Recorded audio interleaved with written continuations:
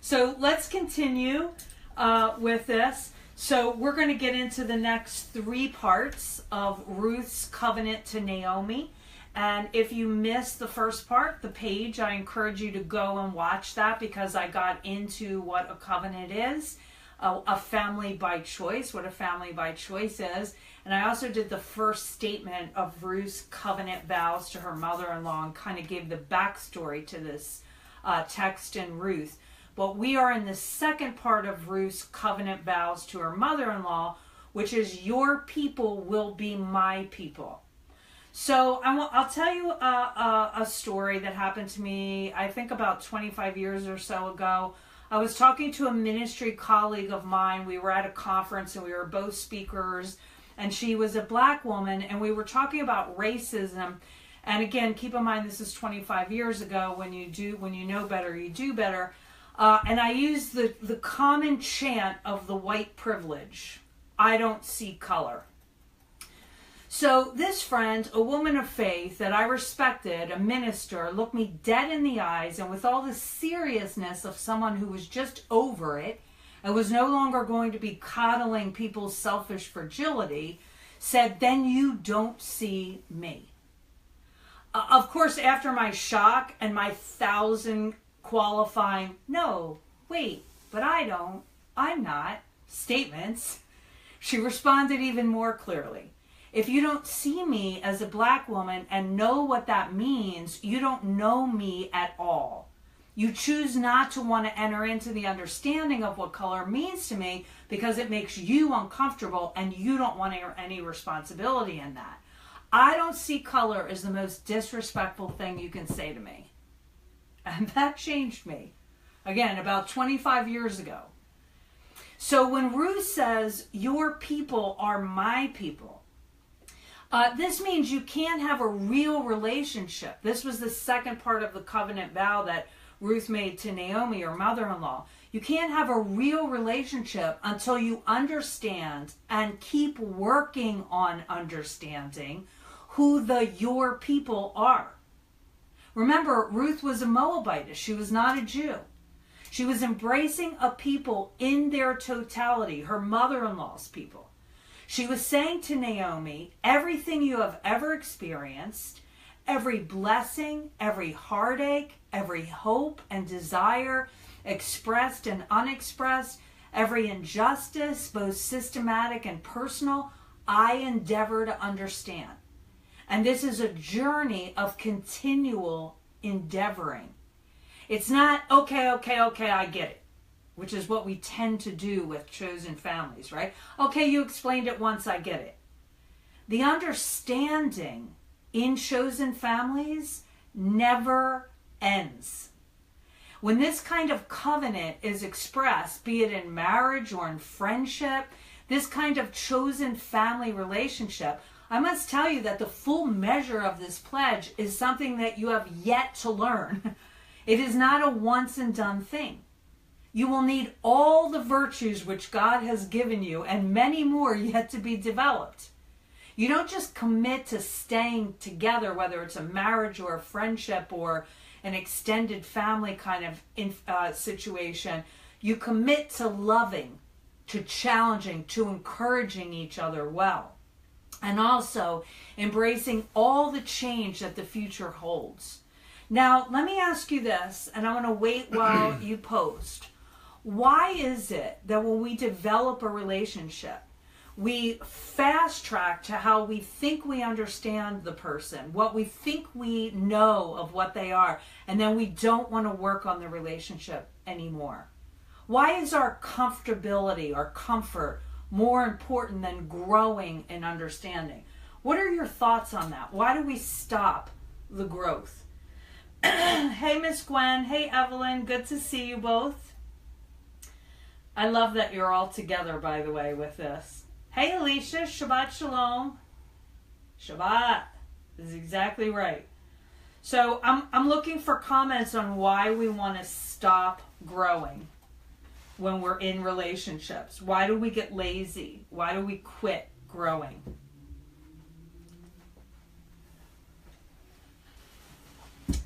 Gabby says we don't want to feel uncomfortable in our chosen relationships. Exactly. We oftentimes put our own comfort in front of the truth, right? We would rather be comfortable than be in an authentic, true relationship. What my friend spoke to me was truth. And it was very courageous of her to say that because, again, this was 25 years ago. But she was tired of playing a game. And she was tired of white people telling black people they don't see color. And her being truthful was challenging, and it made me realize, oh my gosh, I don't really know you at all. You're exactly right. So we want our comfort, and we think relationships should just be easy, no work, no challenge. And that is not an authentic, truthful covenant. Alexander says we have to allow ourselves to be vulnerable. Exactly. Really good. Ashley says friction. And Ashley also says because it's hard work to deal with friction. Exactly. Alexander, as it takes more of an investment of yourself and the other person involved to grow in a relationship. Alicia mentions don't want to be vulnerable or being ignorant or learning because it often highlights our lacking. Right? So true. These are beautiful comments. Ryan says lack of dedication to the relationship because we don't have friendship covenants. We don't have the safety net of a promise. It's hard to be vulnerable with a person that you're not sure will be there next month. That is a really good point. Because what I'm talking about is this sort of commitment to the covenant, but it's tough, and I'm going to get into this when we talk about toxic relationships. It's tough to gauge how in the other person is, right? And when we're vulnerable and we share ourselves, if we're here and they're up here somewhere, we're going to miss each other if they're on the surface and we're deep. Michael says, I think it's because we start in the wrong place.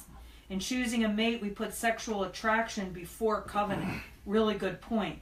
We look for someone we're attracted to first, which would be that eros kind of attraction, and then try and retrofit covenant. So true. So that's where we start. We don't have a framework for growth. Really, really, really good. Yes, we go into the initial attraction rather than what's this person's character. And we're really going to talk about this over the next couple weeks, how to pick wisely, how to choose wisely. With grace, because we all kind of struggle with character issues, but seeing that a person is leaning towards making decisions of character. April said, Evelyn says they don't meet our expectations. Right. So we have expectations. Sometimes they're not realistic. Sometimes they're not even expressed. The person disappoints us, and then we're not willing to work, to go deep. Really good thoughts. Jermaine Greer says, as concerning a marriage, a successful marriage requires falling in love many times, always with the same person. I'm going to read this again because we can also kind of project this onto a relationship, a friendship relationship. A successful marriage requires falling in love many times, even with the same person. And the reason why we fall in love many times, and we talked in the Sabbath Collective page about those different kinds of relationships, not just friendship, but maybe mentor, mother, father, brother, sister kind of relationships that aren't necessarily nuclear family. The reason why we fall in love many times is because the person changes, and also we get more insight. We get more understanding. And when we see a glimpse of someone, we say, oh my gosh, that's amazing about you. I didn't see that before. Or if we see something that's challenging, we would say, tell me about this. How did you come to this? Why do you think this way? So it's a continual deeper and deeper commitment to learning and understanding. The pledge of Ruth is saying my identity is connected with yours. I am no longer only an individual or only part of Moab. From now on, I belong to your tribe too. The Tanakh hardly contains a more powerful statement of commitment. And isn't it amazing that it's between a daughter-in-law and a mother-in-law? I think that it's amazing that it's that, because we can kind of say, oh yeah, with a guy and a girl, or husband and wife, or partners, or whatever, it's this kind of commitment that we could say, well, there's the physical part as well. But this is a mother-in-law and a daughter-in-law. And any relationship can have this kind of depth. There is a miracle here of diversity in this relationship as well. So we see here a picture of an abalone shell. Matthew and I went to the beach day, and we had the best beach day ever, and I was really hoping I could find an abalone shell. They're not just rando on the beach though. But this abalone shell, maybe some of you have seen it, this is what the inside looks like, is 98% chalk. So what happens when you drop a piece of chalk from on the floor? What happens if you drop a piece of chalk on the floor? It shatters, right, into like dust. Yet, if you drop an abalone shell from the second-story window, it will not break. It has a breaking strength that is twice that of any high-tech ceramic composite. Why is that? The shell of the abalone is made of microscopic calcium carbonate tiles, like particles that are stacked one on top of each other like bricks. And between the stacking are these layers of a clingy protein substance that acts like a kind of flexible mortar. So when the abalone shell is struck, the tiles shift and the protein stretches to absorb the energy of the blow. The complexity of a relationship is where the strength and power come from. And it's this ability to be able to shift and move. So in other words, we can be breakable, but when we are connected in this way and we allow ourselves to shift and move, and we have this substance that connects us together and gives us the power to absorb all of the trauma that we go through in life, we don't break. So what holds this kind of commitment together? We see the next part of Ruth's vows. Your God will be my God. And whether it's what we were talking about last week with the rope, the threefold cord that's not easily broken, or it's this picture of this substance in between these plates, there is something that we need that holds it all together. And Ruth says, your God will be my God. Echad is the Hebrew word, which is a oneness with each other and with him.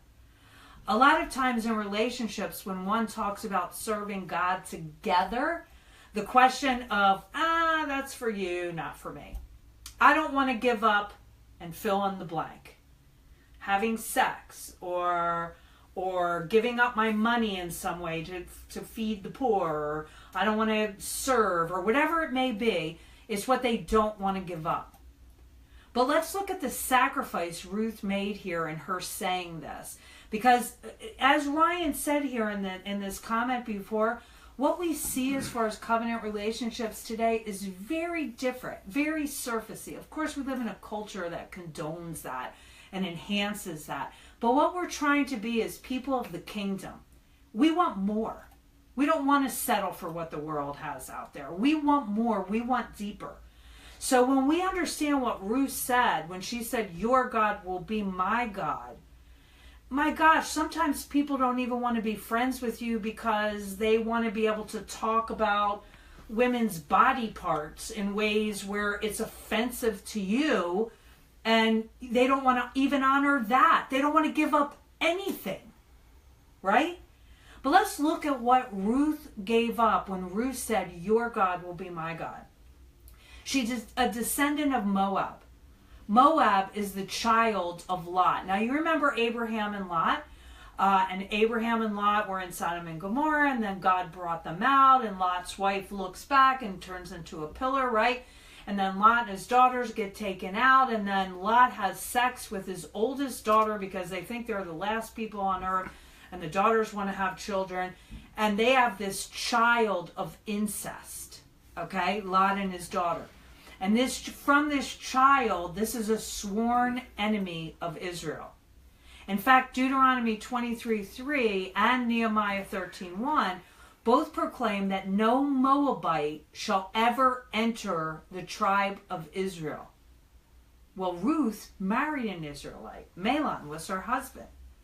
But when Ruth proclaims allegiance to Naomi and travels with her to Bethlehem, she is actually a forbidden foreigner. In other words, she's going to be able to come in because that's what God did in Israel, but she doesn't have the same rights. She might serve Israel's God, but Israel's God has given a law that prevents her from joining the community as a Moabite. So the Lord sends, later on down the road in this story, Boaz. By the way, read this book because it's incredible.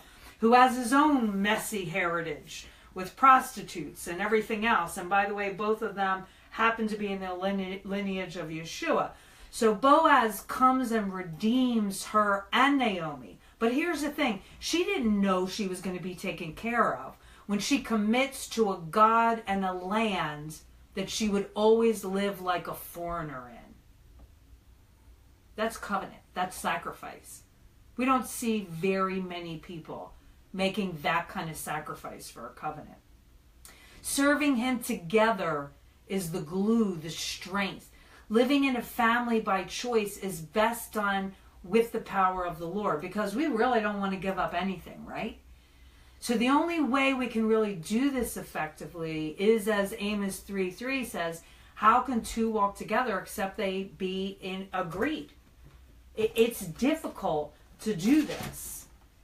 At best, with the Lord's help. Without him, it's even tougher.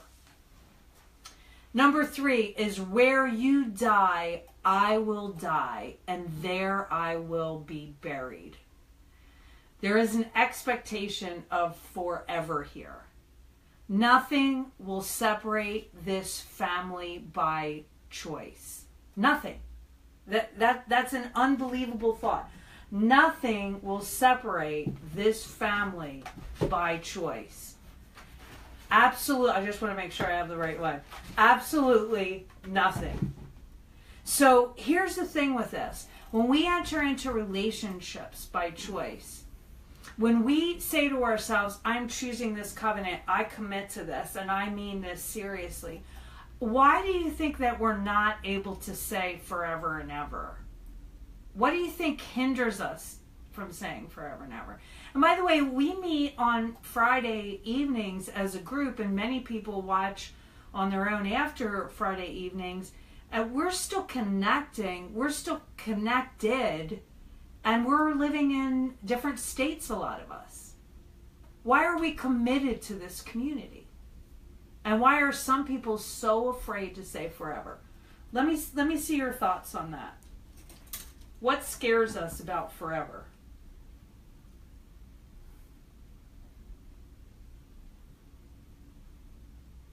Who said retrofit? I love that. Oh, that was Michael. What scares us about fear of being hurt? Good. So do you think that we expect that we're going to be disappointed? Do you think that we just really believe that we're going to be disappointed, so we don't even want to invest? That the relationship is not even going to last? Gabby says uncertainty about what could happen in the future. Definitely. We want that stability, right? We want our certitudes. Shabazz says there's responsibility. There you go. This is what we talked about last week too. We look at responsibility and obligation as a negative thing. We look at it as it's bondage, and in fact it's not. We talked about that last week if you missed that. Nicole says the commitment to forever can seem like a burden because we don't know how invested the other person will be in the relationship. Right. And we're going to talk through that when we talk about uneven commitments. Sacrifice is required for forever. Absolutely, Shabazz. Alicia says New York is the opposite of forever. So true. I think I've been trained to think in seconds and days. You know, that's really true as well, because it is such a, not only do people live in the second only, but also it's a very transient place, right? There are some people that are there for a long time, but for the most part, people come and people go. So that kind of adds to it more. Ryan says, growing up in the church, I've had loving people come and go. Being in New York, I've had loving people come and go. It took trauma for me to commit to Sabbath Collective, right? And that's happened to a lot of us. We've been so wounded in a place that we were supposed to be safe and secure. Alexandra says, I think it depends on each person. Sometimes one person may have different thoughts regarding what a covenant or relationship means than the other person in the relationship. I'm hearing you guys say that a lot, so we're definitely going to get into that in this series about how to handle that difference. Michael says, forever? Question mark. Yes, Alicia, so much uncertainty with work life. For sure. Everything is uncertain in our lives. And so how do we have relationships be a forever mentality? And again, this is chosen family. This is not casual friends like we talked about last week. This is chosen family. So you're going to see something in them that makes you think that there can be a forever commitment there. Shabazz has said, amen to Alexandra. I want to make sure that we read that. Amen. So, philosopher, humanitarian, and founder of L'Arche, which is a beautiful place, a place that takes care of kids with special needs. Jean Vanier says, community is a place of pain, of the death of an ego.